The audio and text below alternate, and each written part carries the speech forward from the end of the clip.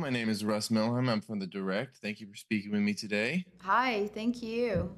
Congratulations on part two. Get to finally complete this story. Thank you. Coming into Scargiver, how would you describe how Kora has changed from when audiences first met her at the beginning of part one? Yeah, so when you meet Cora in part one, she's very closed off, and I think she's very guarded. And in part two, she has started to open up to others. The first thing she ever says in the film, one of the first things she ever says is to truly love and be loved. She doesn't think that it's is not something that she knows how to do, um, and she was taught that love was weakness. And I think when movie two start, it's already something that she has started to do, which is open up her heart to the world and to others. Speaking of love and that aspect of it, your character got to explore more of your relationship with Gunnar in this part two. Can you speak to how you both work to develop that connection, both on camera and off camera? Yeah, Mikhail is someone who's really gentle and kind and sweet and peaceful, and so it was really just an easy conversation between us. He's very chill about everything, so it made and same, like, it was just like such peace between us, and I absolutely loved working with him, and also that dynamic. I think in the film, in such a war movie, it's such a nice element to have that birth of that love coming together, and for it to be at the beginning of movie number two is quite nice. So it was a nice color to have in this film.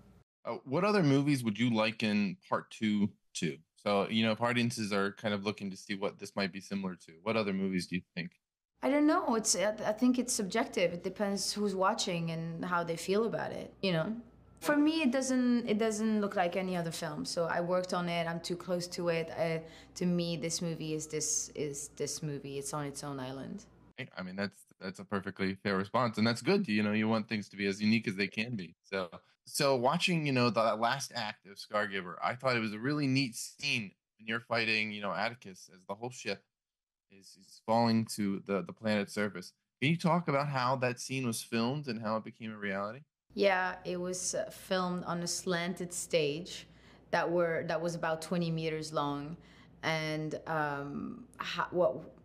you know, as we're sliding, you had to have different elements being changed on the stage because it's never going to be the same space. But we had to film with the same. For example, you would have a box here, a pole here, and a bag here because everything is sliding. But we would have to work around those elements and reset every single time. So between takes, we would have to climb back up and then slide back down, and we would have to have choreographed that on a flat surface, which you had to pretend that you're sliding. So the whole logistic of that and the engineering of this whole process was quite something for our grips, for our camera operators, for so many different departments on set, especially for the stunt team, which was fucking incredible. Sorry, maybe I shouldn't curse, but yeah, it was quite something. And then when you watch the film and it's a continuous scene, it's pretty mind blowing because that's not how we shot it at all. But it was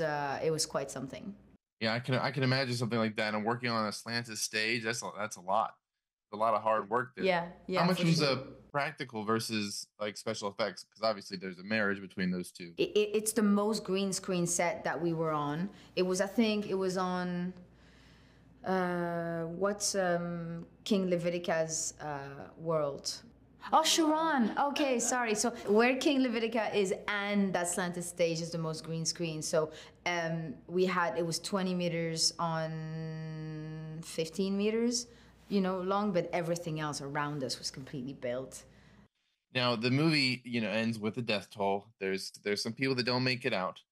Uh, was that kill count ever different at any point, or did the people that don't make it out of this movie is basically what was intended from the get go? It was always written the same, nothing changed. Yeah. And the end of the movie sets up pretty clearly that there is another step for Cora. another journey for her to go on. Have you talked to Zack Snyder about what a part three could look like? No, not yet. But if I mean, it would be amazing if they could go and find the Princess Isa, because that's what we say at the end of movie number two, and it would be quite fun to go back on set with Zach because we all loved being part of this project so much. But yeah, it would be great. You've done these blockbuster films now, but would you be interested in possibly exploring this world of Rebel Moon on the scale of a television show? Why not? I'll have to read, depending if Netflix does it, if it's Zach who does it, if it's who. Why not? I'm not closed off to working and to being creative, and especially taking back on board a project like a character like Kora. Who knows? Maybe.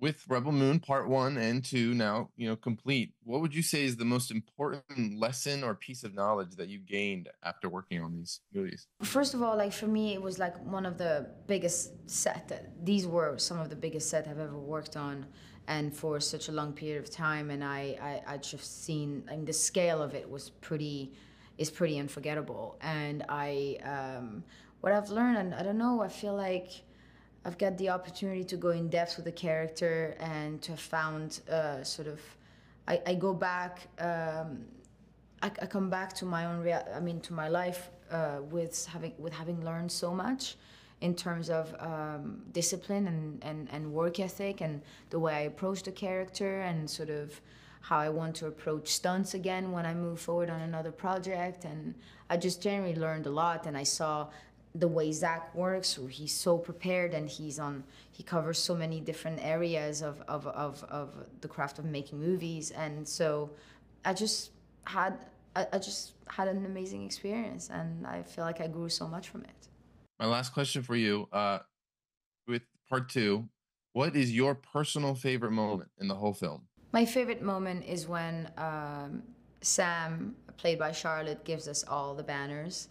And it's a moment, I think, of unity that brings us all together. It's a sweet moment, and I think it's a nice, calm moment. I love the moment so much that where Jaimin sings, and he has such a beautiful voice, and yeah, it's beautiful to me.